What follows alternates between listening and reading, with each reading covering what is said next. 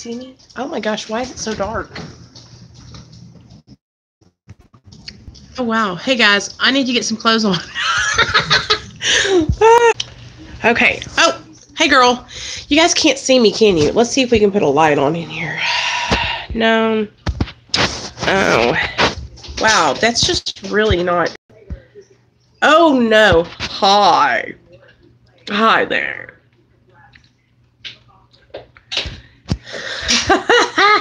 Let me pull this out. Sorry. Oh my god. I'm using my husband's old phone and it's like literally so ghetto. Like, look at this. I got my hair up. Okay, in a towel because I just got out of the shower. This live stream is dedicated to Bobby M. This is to support him in his getting back on the wagon this week. I wanted to, hold on, God bless it. I'm so messed up, y'all. Y'all don't need to see my face, do y'all? Y'all just need to hear the content, right? Okay, there's my eyes, so you can see my eyes. All right, so this is for Bobby to get his day started out on the right foot. We're going to do morning meditation. We're going to talk about 5 things that we're grateful for, and then we're going to get our butts to work if we got to work, because I got to go to work today. So,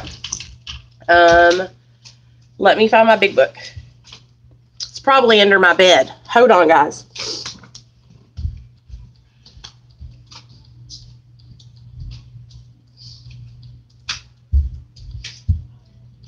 What's today's date? Okay. Okay, here I am, guys. I'm back. I guess I have to support you back a little bit, so that way, here we go. You can see me if I'm farther back. Oh, that's just so ghetto. We got a whole problem going on here, guys. Whole problem. Okay. There we go. So I'm going to read the morning meditation this morning out of the 24-hour a day, which is like a, it's an AA based meditation book. So it's really good. It talks about stuff that you need to hear. So let's do this. Okay. So the thought for the day is, there is such a thing as being too loyal to any one group. Do I feel put out when another group starts and some members of my group leave it and branch out into new territory? Or do I send them out with my blessing? Do I visit that new offshoot group and help it along? Or do I sulk in my own tent? AA grows by the starting of new groups all the time.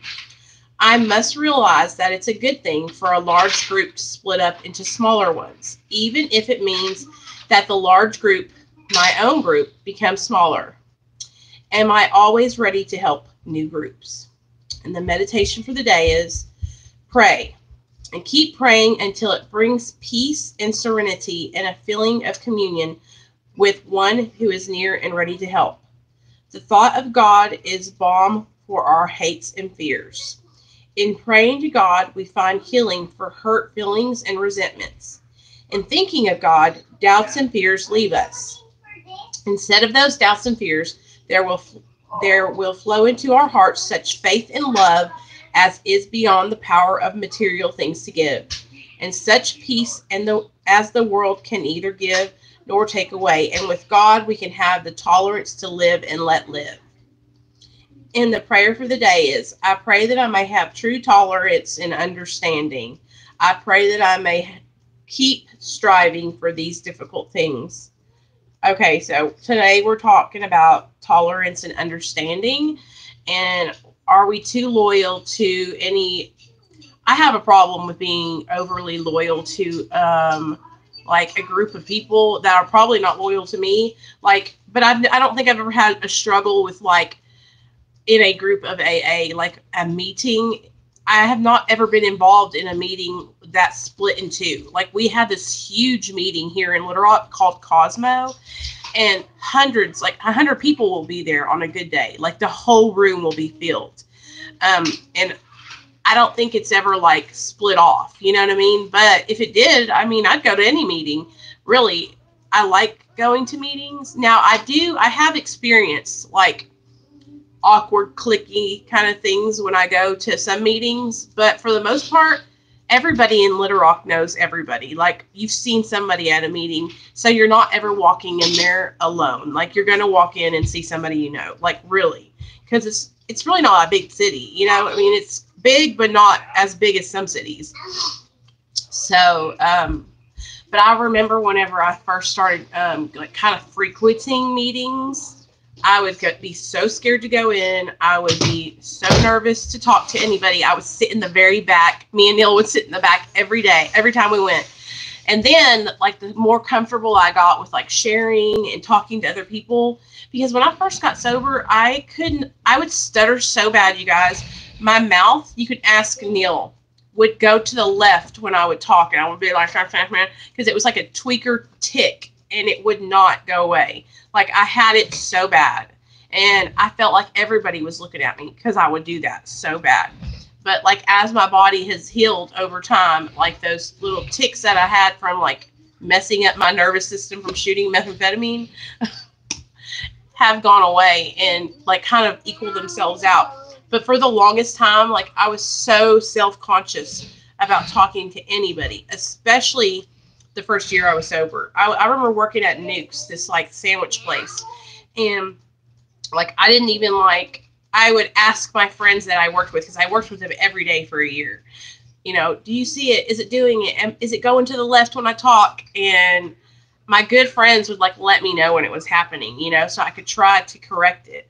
But drugs are fucking hella crazy. Like, they will mess your body up and make it do things that you did not know it was doing. And so, but what I was trying to get to is I was really nervous to go to meetings and to be around people that were sober, because I wasn't used to talking to people sober. I wasn't used to, like, not having a substance in my body to make me feel okay with myself. You know what I mean? Like, I was really scared to share with anybody. And for me, like, every time I share in a meeting, I break down in tears. Like, I cannot help it.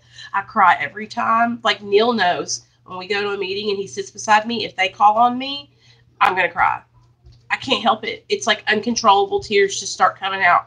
And I just start going on a little kind of, I just get into it, you know, and I talk about how I feel guilt and shame from when my son was taken from me, and how I'm so grateful that he's with me today.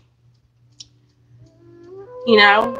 So, yeah, that's right, Sherry, he was. So, but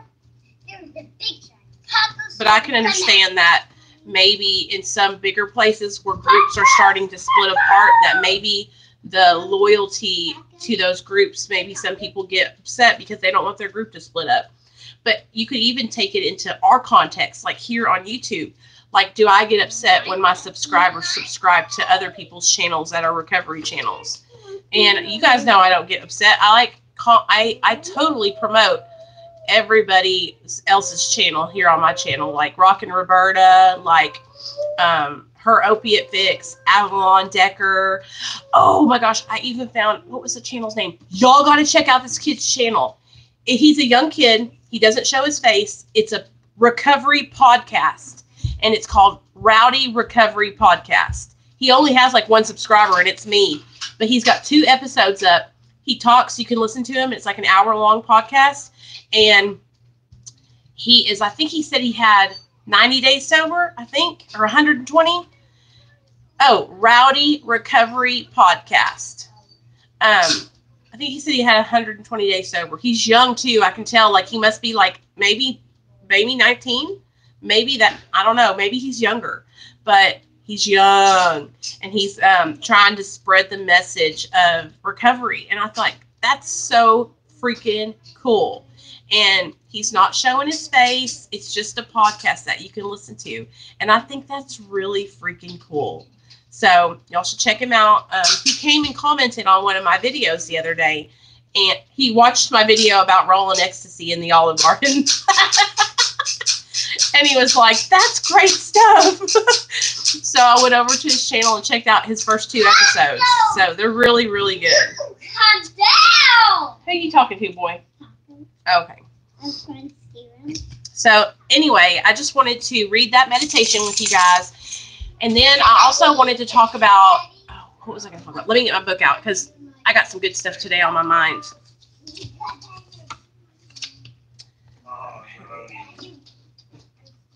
So I did the CR steps also, which are the same steps as the 12 steps of AA. They're just more God focused. So if that offends you, just know that, you know, the AA steps are not God focused like these ones are. But the first book that we had to work when we were doing these was called Stepping Out of Denial and Into God's Grace. And what I feel like happens a lot is we forget that, like, we're basically miracles for not being on drugs, because we had a moment of clarity that snapped us out of it long enough to reach out for help. And that doesn't happen for everybody, you guys. Like, it is by the grace of some power greater than ourselves that we are alive and not using drugs and alcohol.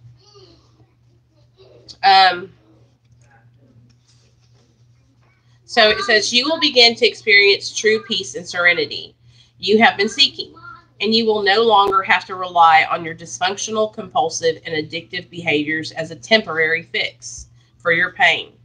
By applying the principles of conviction, conversion, surrender, confession, restitution, prayer, quiet time, witnessing, and helping one another, which are found within the 8 principles of the Christ-centered 12 steps, you will restore and develop stronger relationships with others and with God.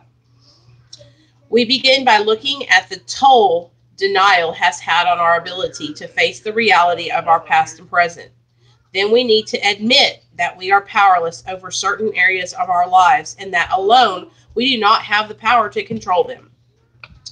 In principle 2, we find the hope that our higher power, Jesus Christ, or your higher power, it could be anybody, you guys remember that, can restore us to sanity, and that through him alone we can find the power to help us recover. And finally, in principle 3, we take the action to turn our lives and our wills over to his care and direction.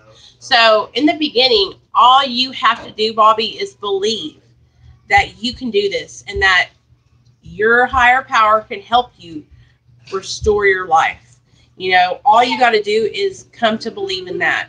And the way that you do that is you just sit down and talk and pray. If it's praying to the universe, if it's praying to, I don't know, like I know a lot of people who their higher powers is just nature, you know, but you really need to take time and be alone and talk to your higher power and ask them to guide you and to help you focus your life each and every day. Because when you wake up in the morning, when we wake up in the morning, our minds are just automatically self-centered. Like, our minds are like, you know what? I got to do this, and this, and this. I, me, you know? And so when we get up, we have to recenter our minds into thinking, take my will in my life, show me how to live, walk me through my life today. Because if I just run out into the world on my own self-will, I will run straight to the dope man's house, y'all. I will. It's like I'm on autopilot sometimes. Like my mind just remembers where I used to be, you know?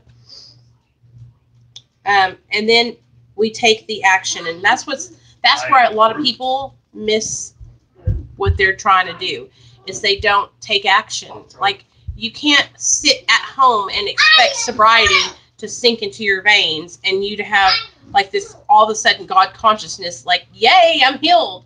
Like, you got to get out and move around and like be with people who are sober, ask people questions, go to classes. If you have intensive outpatient classes in your town that you can go to learn about the disease of addiction, because one of the things that's going to help you the most is learning about your disease. Just like a disease that you're fighting, like cancer, or maybe you have a sickness, you got a cold. In order to beat that cold, you got to go to the doctor and find out what that cold is. Like, what medicine is going to help that cold go away. Well, just like that, with your recovery, your disease of addiction, you got to take medicine for it. Like I'm saying, praying, meditating, reading your big book, talking to other people that are sober, going to meetings, just being more mindful, trying to remember where we come from, you know. And so the action that we take to stay sober is what pushes us into the next area. You know, it like, we cannot do this alone, and we cannot do this by just doing nothing. Like, I've tried to just sit at home and like lock myself away in the house and not go out anywhere, and it doesn't work, believe me, because eventually I would burst. I'd be like, I got to get out and get high, you know? So it's the action behind those words that you're reading it's going to really get you into where you need to be. So anyway, I just wanted to talk a little bit about that and like kind of get y'all's day started out right. Sorry, this thing is so messed up. I can't even like, oh, why did I even bring this phone out?